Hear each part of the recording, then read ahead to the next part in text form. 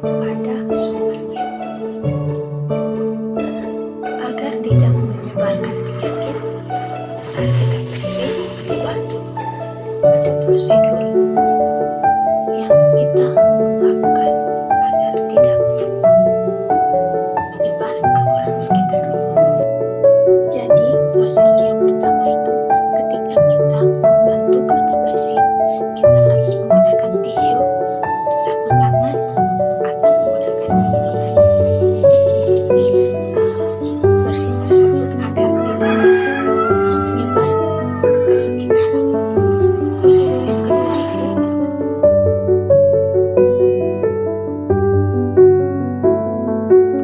ketika kita sudah menggunakan tisu tersebut, kita harus membuang tisu ke tempat sampah.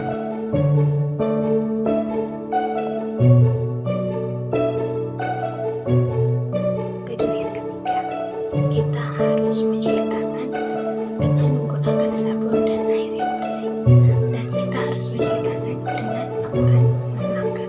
Dan ini cara untuk mencuci tangan menggunakan langkah. Yang pertama-tama itu kita gosok tangan. Yang kedua itu sela-sela jari.